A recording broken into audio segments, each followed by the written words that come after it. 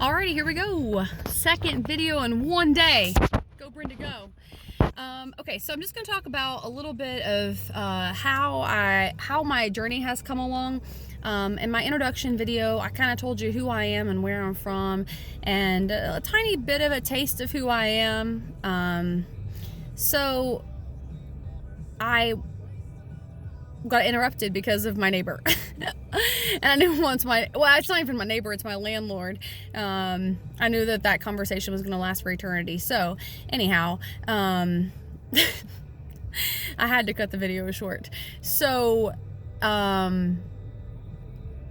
I went to Toyota, ran into a friend that I had known quite a while back, who I worked, her son went to the school that I taught at. And so she's like, hey, you probably don't remember me. And I was like, actually, I do.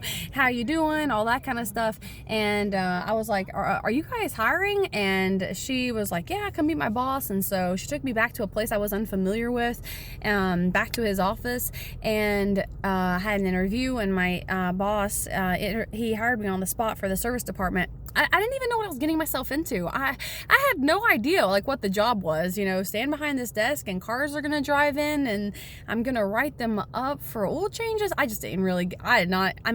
walked away thinking I just took a job and I really don't even know what I'm gonna be doing, but it had to be better than what I was doing. And my boss was so nice and it seemed so genuine. So I went ahead and took the plunge and I did it. I came into the car business knowing absolutely nothing about cars. Nothing. I've always probably favored Toyota, but that's just because of its reputation. I didn't really know. I just didn't know. I didn't know anything. I don't come from a car family. I'd heard of just tell you, I didn't know a single thing. So I'm working in the service department, and I was determined that I was going to make this happen for me. This was going to be my job. Well, I did it for 6 months, and my first month, I wound up selling $20,000 worth of services, and I guess nobody had done that before, so I won an award, a trophy, which really put a fire under my butt. I couldn't believe that I won that crazy thing. I didn't even know it was really a feat, but I guess nobody's ever sold $20,000 in their first month there before. So anyways, I was super pumped about that. But as time went on, I realized that no matter how bad I wanted to do that job, and no matter how hard I tried, and nobody could freaking deny how hard I was trying to get my act together and make that thing happen, I just couldn't do it right. I couldn't get what I needed done without fighting with people, and I am not a confrontational kind of person. So I was just 6 months later, I'd had another confrontation with somebody, for probably a 15-minute long, very loud confrontational conversation. Me, not the one talking. And I was just so sick and tired of it. I was like, I'm not doing this anymore. I can't come to work and be a failure every single day of my life. Obviously I don't have what it takes to do this job. So I called my general manager and I told him, I really like Toyota. I like this company. I like the people that I work with. I want to work here, but is there something else in the dealership that I can do? And he was like, come on over to sales, Brenda. And I was like, no, I'm not doing that, because I thought, I'm gonna have to be the one over there crunching numbers, and I don't know anything about cars. I learned so much in 6 months. I learned a ton, and I was trying my best to learn, but I still was like, there's no way I can sell a freaking car. So I was like, no, how about you let me assist the manager up at the Express? And he was like, yeah, okay, great, let's do that. I did it for 1 week, and I was like, you know what? This sucks. I'm not doing this. And so I called him back and I was like, okay, I'm ready for sales. And so he went ahead and brought me down there. I was super apprehensive. I was like, oh, okay. So it really didn't go like that. Actually, I went and did the assisting the manager for a week, went to West Virginia to visit family. And my family member was like, of course you should go sell cars. He's like, I can't believe that you're not selling cars already. And I was like, what? I don't know if I can do it. And he's like, you can do it, Brenda. And so I went home and I was like, I think I'm just going to try and see if I can sell cars. I mean, sink or swim, man, sink or swim. And so I called my general manager, told him I'm ready, send me to sales. So he sent me over there and I got started. And I'm telling you, the first time I sold a car, which was a Sequoia, I didn't know the first thing about the process of even how it went from A to Z. The whole process, I hadn't even seen it done entirely. And somehow, through a lot of help from my manager, we made it through the deal and I sold them the car. And I think a big part of it was like, they were determined they were going to buy from me. They wanted to be the very first person that I sold the vehicle to, because they knew that I was new, and they were like pleased or impressed, I don't know, with how fast I got to the end of the parking lot. When they drove on that parking lot, no one was getting to that customer first. I mean, I was going to sell that person a car. And so they knew that, they saw that, and they wanted to make it happen. I mean, they came in for a Sequoia. They had a black one and came in for the exact same vehicle and got a white one. There was no differences between the vehicles. It was funny. But it started there. And I just, kept saying 1 car a day. If I could just sell 1 car a day, I could do this. So that was just my goal every day when I came to work, was I was going to sell 1 car. And so I've not sold a car every single day, but I've started hitting different bonuses along the way. And December, I wound up being in the first place for the majority of the month. Yeah, I started in June. December, somehow I am leading in the front, and I'm like, what in the world is going on? But I love it. I kept thinking I want a job where I'm going to be able to, communicate, because that's my strongest asset, period. I mean, I can't do anything better than communicate with people.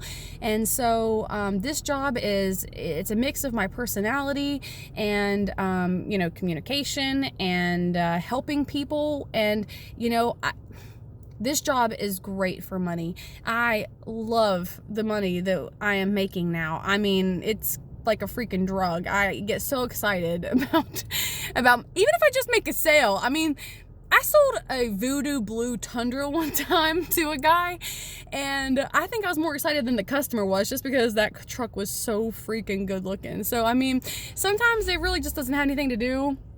It has nothing to do with the money that's being made, that is so much a part of it, but it's just like, wow, this is such a cool truck. And I mean, I had made it my personal goal that I was going to sell every Voodoo Blue vehicle we had on the parking lot. I didn't. I only sold 1, but it was my goal nonetheless. And so it was just a big deal when I sold that crazy truck. So I sold that, and the money, is a big deal. And but genuinely, I like people. I could just go to the mall. Probably not the mall. The mall's kind of awkward, but I mean, I could just go anywhere and talk to anyone. I could go to Starbucks right now, except for it is under reconstruction. I could go to Starbucks and a homeless person would come up to me. It happens every single time I go there. I don't sit on the patio for that reason, because I am too approachable. I'm the person who goes through the cashier's line and they decide to tell me why they've had a bad week, and I will know everything about them and their cousins and their mom and their dad before I leave. It is who I am. I genuinely like people, and that kind of stuff doesn't bother me, because that's just how I've always been my entire life. But so this job just works very well. So so a month ago, we found out in December that I had some tumors that had grown. Well, a tumor, we thought it was 2, that had grown to be the size of a cantaloupe. So I had to have a surgery removing them from my abdomen, January the 16th. My big fear was that I was just going to die. I wasn't really afraid of, there was a possibility that they were performing a hysterectomy. Possibly I was going to have a blood transfusion. That stuff didn't really scare me that bad. My big thought was what the heck what if I die? What if I've been married for 1.5 years and I have surgery and die? I mean, that was just overwhelming to me. And it didn't bother me all the way up until the surgery. My surgery was at 9 o'clock in the morning. About 8:15, I was kind of I'm gonna die. So I didn't, obviously, thank the Lord, and I haven't had any complications, and I just think that my surgeon's like a freaking superhero. So after that, you know, I was just thinking, like, what does my recovery even look like? Am I gonna be in the bed, you know, for 6 weeks? What does that mean? I asked my surgeon before the surgery, I was like, am I even going to enjoy being off work all this time? And she was like, yeah, I think you will. And so, you know, like the first part of my my time off, I watched, Netflix, you know, and I was like lazy for, 4 days. I didn't do anything. I was pretty much in the same position Philip left me in when he came home from work.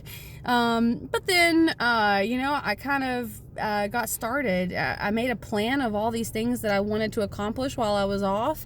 And I can't say how beneficial this time has been for me. I have learned so much about Toyota. I have been researching Toyota. If we were in the Toyota competition right now, I bet I could beat you.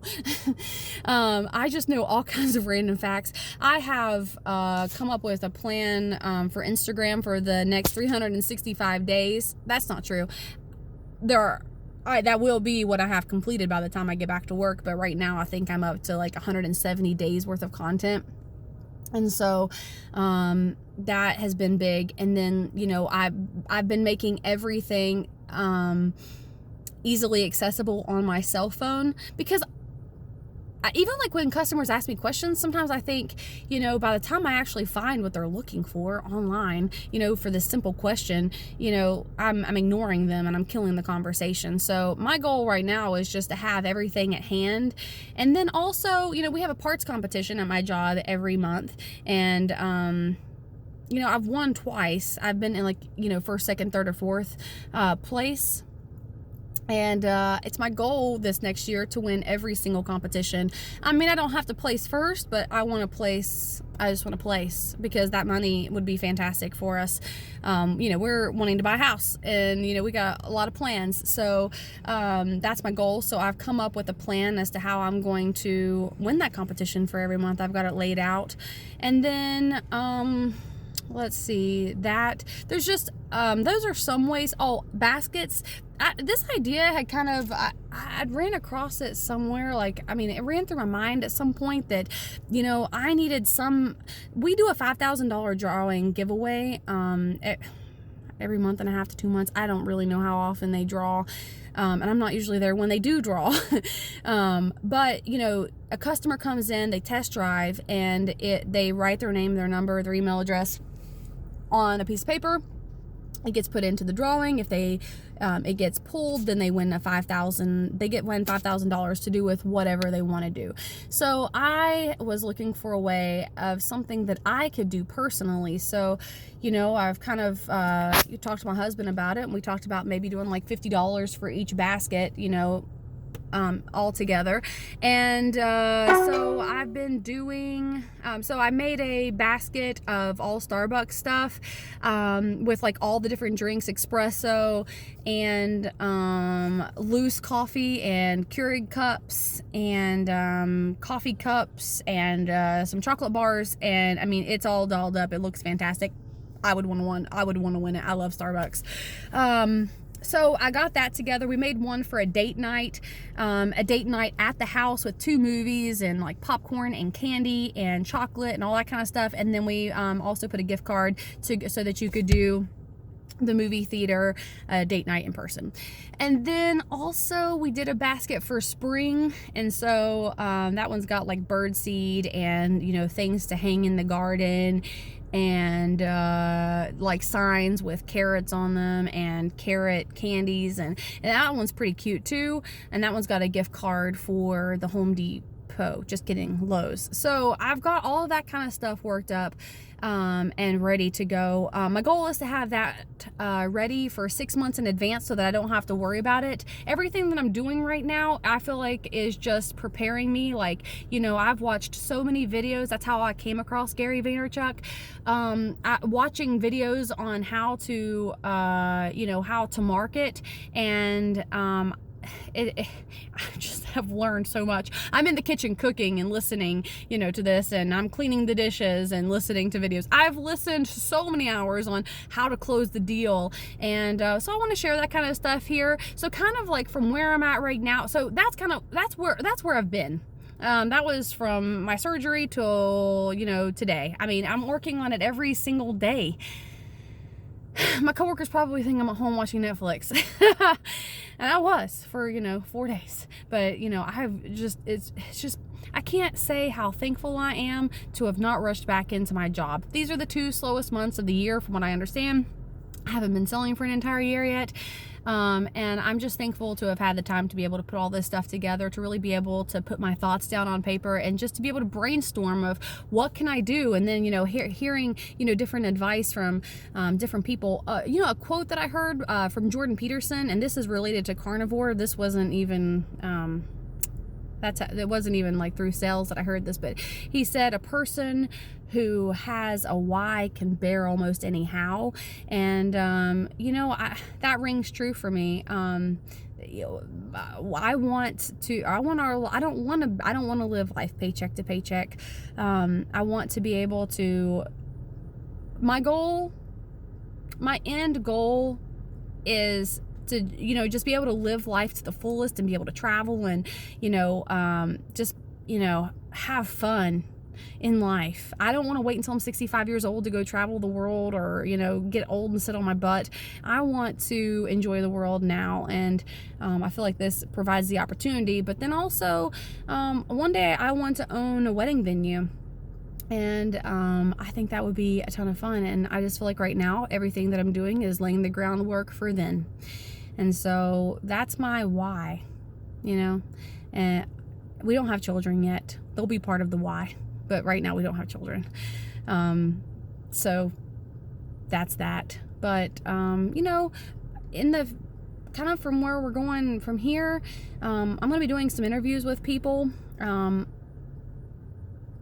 the dealership that I work with, some tips. So some of you who are out there buying a car for the very first time and you don't really understand how it works, and you don't understand anything about credit, and you don't really know if you're getting, someone's messing you over or not.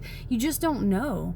I'd like to shed some light on that and maybe let you come into it a little bit more confidently. And then for those other females who are just getting started in the car business, maybe you have some of the same questions I do. Can I be a mom and be a car salesman? That's my big question right now. And I feel committed to this job. I'm determined to make this work. And so I guess you're just along for the ride, to see how does it all play out. How am I going to work a car dealership hours and be a mom? I don't know. How can I do this job? I mean, I just read a statistic that most women don't make this job past a year.